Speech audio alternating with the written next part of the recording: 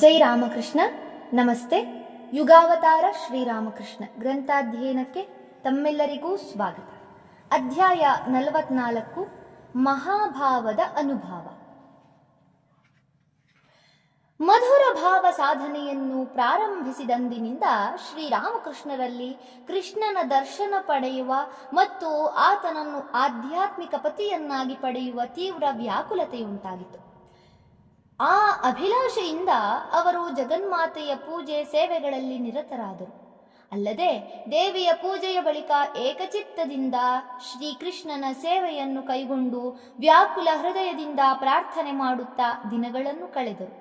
ಹಗಲಾಗಲಿ ಇರುಳಾಗಲಿ ಅವರ ಹೃದಯದಲ್ಲಿ ಈ ಹಂಬಲ ಪ್ರಾರ್ಥನೆ ನಿರಂತರವಾಗಿ ತುಡಿಯುತ್ತಿತ್ತು. ದಿನಗಳುರುಳಿ ತಿಂಗಳುಗಳಾದುವು. ಆದರೂ ಯಶಸ್ಸಿನ ಲಕ್ಷಣವೇ ಕಾಣಲಿಲ್ಲ. ಅವರ ಉತ್ಸಾಹ ಮಾತ್ರ ತಗ್ಗಲಿಲ್ಲ, ಶ್ರದ್ಧೆ ಕುಗ್ಗಲಿಲ್ಲ, ಹತಾಶೆಯಾಗಲಿ ಅವಿಶ್ವಾಸವಾಗಲಿ ಎದುರಾಗಲಿಲ್ಲ. ಬದಲಾಗಿ ಅವರ ವ್ಯಾಕುಲತೆ, ಉದ್ವೇಗ ಮತ್ತಷ್ಟು ಹೆಚ್ಚಿತು. ಅವರ ಅಂತರಂಗದ ಪ್ರಾರ್ಥನೆ ಅಶ್ರುಧಾರೆಯಾಗಿ ವ್ಯಕ್ತವಾಗುತ್ತಿತ್ತು. ಪ್ರಿಯತಮ ಶ್ರೀಕೃಷ್ಣನ ಹಂಬಲದಲ್ಲಿ ಆಹಾರ ನಿದ್ರೆಗಳ ಬಯಕೆಯೆಲ್ಲ ಎಲ್ಲೋ ಹಾರಿ ಹೋಗಿತ್ತು. ಆ ವಿರಹ ವೇದನೆಯನ್ನೆಂತು ಬಣ್ಣಿಸುವುದು? ಹೃದಯವನ್ನು ಮಥಿಸಿ, ಬುದ್ಧಿಯನ್ನು ದಿಕ್ಕೆಡಿಸಿ, ದೇಹವನ್ನೂ ಅಂಗೋಪಾಂಗಗಳನ್ನು ದಹಿಸುವಂತಹ ಆ ದುಸ್ಸಹ ದುಃಖವನ್ನು ತನ್ನ ಹೃದಯೇಶ್ವರನೊಂದಿಗೆ ನಿರಂತರ ಸಮಾಗಮ ಹೊಂದಿರಬೇಕೆಂದು ಹಂಬಲಿಸುವವಳ ವೇದನೆಯನ್ನು ಹೇಗೆ ವಿವರಿಸುವುದು?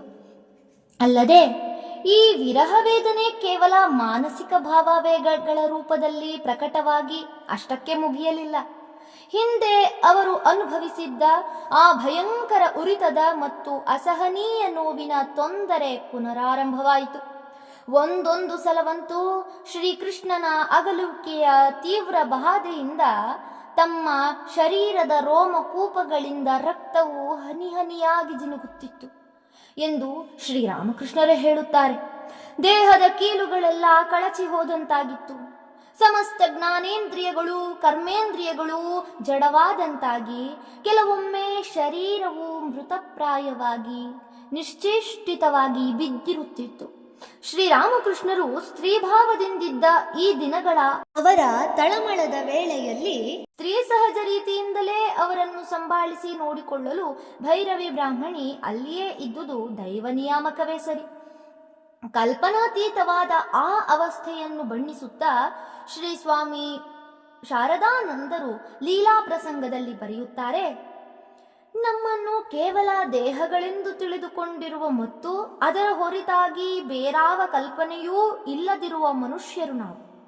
ಒಂದು ದೇಹದ ಕಡೆಗೆ ಮತ್ತೊಂದು ದೇಹಕ್ಕಿರುವ ಆಕರ್ಷಣೆಯನ್ನೇ ಪ್ರೇಮ ಎಂದು ತಿಳಿಯುತ್ತೇವೆ. ಅಥವಾ ಬಹಳ ಕಷ್ಟಪಟ್ಟು ಹೇಗೋ ಮಾಡಿ ಈ ಶರೀರ ಬುದ್ಧಿಯನ್ನು ಸ್ವಲ್ಪ ಮಾತ್ರ ಮೀರಿ ಹೋದೆವೆನ್ನಿ, ಆಗ ಪ್ರೇಮವೆಂದರೆ ಒಬ್ಬನ ಎಲ್ಲ ಶ್ರೇಷ್ಠಗಳ ಸದ್ಗುಣಗಳ ಬಗೆಗೆ ಮತ್ತೊಬ್ಬನಲ್ಲಿ ಮೂಡಿದ ಆಕರ್ಷಣೆ ಎಂದು ವಿಶ್ಲೇಷಿಸಿ ಅದಕ್ಕೆ ಇಂದ್ರಿಯಾತೀತ ಪ್ರೇಮವೆಂಬ ಹೆಸರನ್ನು ಬೇರೆ ಕೊಟ್ಟು ಅದನ್ನು ಹಾಡಿ ಹೊಗಳುತ್ತೇವೆ.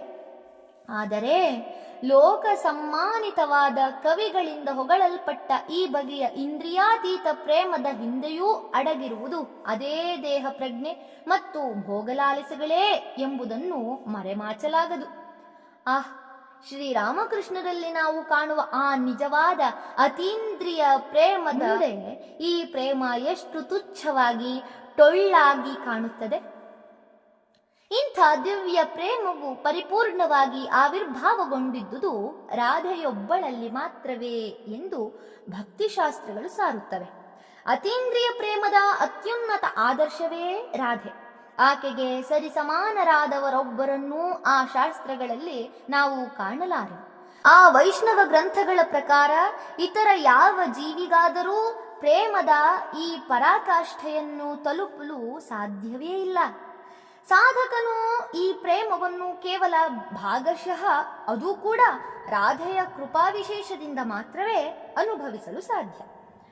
ಏಕೆಂದರೆ ಸಚ್ಚಿದಾನಂದ ಸ್ವರೂಪನಾದ ಶ್ರೀಕೃಷ್ಣನು ರಾಧೆಯ ಕಾಮಗಂಧ ವಿಹೀನವಾದ ಪ್ರೇಮದಿಂದ ಕಟ್ಟಿ ಹಾಕಲ್ಪಟ್ಟಿದ್ದಾನೆ ಮತ್ತು ಆಕೆಯ ಇಚ್ಛೆಗೆ ಅನುಗುಣವಾಗಿ ಅವನು ತನ್ನ ಭಕ್ತರಿಗೆ ದರ್ಶನ ಭಾಗ್ಯವನ್ನು ಕರುಣಿಸುತ್ತಾನೆ. ಶ್ರೀರಾಧೆಯ ಈ ಅಸಾಧಾರಣ ಪ್ರೇಮವನ್ನು ಮಹರ್ಷಿಗಳಲ್ಲಿ ಅಗ್ರಗಣ್ಯನಾದ ಶುಕದೇವನೇ ಮೊದಲಾದ ಅನೇಕರು ಕೊಂಡಾಡಿದ್ದರೂ ಹೆಚ್ಚಿನ ಜನರಿಗೆ ಅದನ್ನು ತಾವೂ ಪಡೆದುಕೊಳ್ಳುವುದು ಹೇಗೆ ಎಂಬುದು ಬಹುದೀರ್ಘ ಕಾಲದವರೆಗೂ ತಿಳಿದಿರಲಿಲ್ಲ. ಇದನ್ನು ಜನರಿಗೆ ತಿಳಿಯಪಡಿಸಬೇಕೆಂದೇ ಶ್ರೀಕೃಷ್ಣನು ರಾಧಾ ಸಮೇತನಾಗಿ ಒಂದೇ ಶರೀರವನ್ನು ಧರಿಸಿ ಅವತರಿಸಿದನೆಂದು ವೈಷ್ಣವ ಗುರುಗಳು ಹೇಳುತ್ತಾರೆ. ಅದೇ ಶ್ರೀ ಚೈತನ್ಯನ ಅವತಾರ.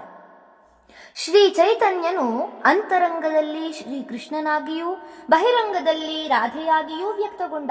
ಹೀಗೆ ಭಗವಂತನೇ ಪ್ರಿಯತಮನಾಗಿ, ಜೀವನೇ ಪ್ರಿಯತಮೆಯಾಗಿ ಆಧ್ಯಾತ್ಮಿಕ ಸಾಮ್ರಾಜ್ಯದ ಅತೀಂದ್ರಿಯ ಪ್ರೇಮವನ್ನು ಬೋಧಿಸಿ ಮಾನವತೆಗೆ ಒಳಿತನ್ನುಂಟು ಮಾಡಲು ಗೌರಾಂಗನು ಧರೆಯಲ್ಲಿ ಅವತರಿಸಿದ. ರಾಧೆಯ ದೇಹದಲ್ಲಿ ಶ್ರೀಕೃಷ್ಣ ಪ್ರೇಮದ ಪರಿಣಾಮವಾಗಿ ಯಾವ ಯಾವ ಲಕ್ಷಣಗಳು ಕಾಣಿಸಿಕೊಂಡವೋ ಅದೇ ಲಕ್ಷಣಗಳು ಪುರುಷನಾದ ಶ್ರೀ ಚೈತನ್ಯನ ದೇಹದಲ್ಲೂ ಕಾಣಿಸಿಕೊಂಡವು. ಹೀಗೆ ರಾಧೆಯ ಕೃಪೆಯಿಲ್ಲದೆ ಶ್ರೀಕೃಷ್ಣನ ದರ್ಶನ ಭಾಗ್ಯವನ್ನು ಪಡೆಯುವುದು ಅಸಾಧ್ಯವೆಂದರಿತ ಶ್ರೀರಾಮಕೃಷ್ಣರು ಈಗ ಆಕೆಯ ಕೃಪಾಲಾಭವನ್ನು ಗಳಿಸುವ ಯತ್ನದಲ್ಲಿ ನಿರತರಾದರು. ಆಕೆಯ ಪ್ರೇಮ ಘನಮೂರ್ತಿಯ ನಿರಂತರ ಚಿಂತನೆ ಧ್ಯಾನಗಳಲ್ಲಿ ತೊಡಗಿ ಆಕೆಯ ಚರಣಾರವಿಂದಗಳಲ್ಲಿ ಹೃದಯದಾಳದ ಭಾವಗಳನ್ನು ನಿವೇದಿಸಿಕೊಂಡರು. ಕೆಲ ಕಾಲದಲ್ಲೇ ಅವರ ಮನೋರಥ ಈಡೇರಿತು. ಅವರು ಕಾಮದ ಕಿಲುವೂ ಇಲ್ಲದವಳಾದ ಶ್ರೀರಾಧೆಯ ದಿವ್ಯ ದರ್ಶನವನ್ನು ಪಡೆದು ಕೃತಾರ್ಥರಾದರು. ಇತರ ದೇವದೇವಿಯರ ದರ್ಶನವನ್ನು ಪಡೆದಾಗ ಅವರೆಲ್ಲ ತಮ್ಮಲ್ಲಿ ಲೀನರಾದಂತೆಯೇ ರಾಧೆಯ ಮೂರ್ತಿಯೂ ತಮ್ಮ ಶರೀರದೊಳಗೆ ಲೀನವಾದಂತೆ ಅವರು ಅನುಭವ ಪಡೆದರು. ರಾಧಾರಾಣಿಯ ಸೌಂದರ್ಯದ ಬಗ್ಗೆ ಶ್ರೀರಾಮಕೃಷ್ಣರು ಹೇಳುತ್ತಿದ್ದರು. ಶ್ರೀಕೃಷ್ಣ ಪ್ರೇಮದಿಂದಾಗಿ ಸರ್ವಸ್ವವನ್ನೂ ತ್ಯಾಗ ಮಾಡಿದ ಆ ಪವಿತ್ರಳೂ ಉಜ್ವಲಳೂ ಅಸದೃಶಳೂ ಆದ ಶ್ರೀರಾಧೆಯ ಮಹಿಮೆ ಮಾಧುರ್ಯಗಳನ್ನು ಊಹಿಸಲಾದರೂ ಸಾಧ್ಯವೇನು? ಆಕೆಯ ಶರೀರದ ಕಾಂತಿ ನಾಗಕೇಸರ ಪುಷ್ಪದ ಕೇಸರಗಳಂತೆ ಸುವರ್ಣವರ್ಣದ್ದಾಗಿತ್ತು.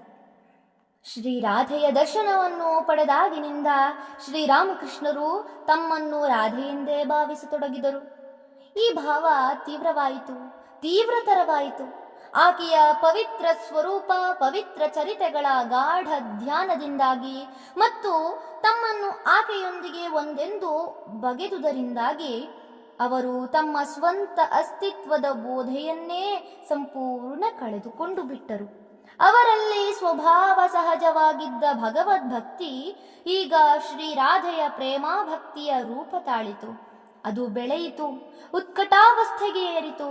ಆಗ ಅವರ ವ್ಯಕ್ತಿತ್ವದಲ್ಲಿ ಶ್ರೀರಾಧೆ ಹಾಗೂ ಶ್ರೀ ಚೈತನ್ಯರಲ್ಲಿ ಪ್ರಕಟಗೊಂಡಿದ್ದ ಮಹಾಭಾವದ ಎಲ್ಲ ಲಕ್ಷಣಗಳು ವ್ಯಕ್ತವಾಗತೊಡಗಿದು.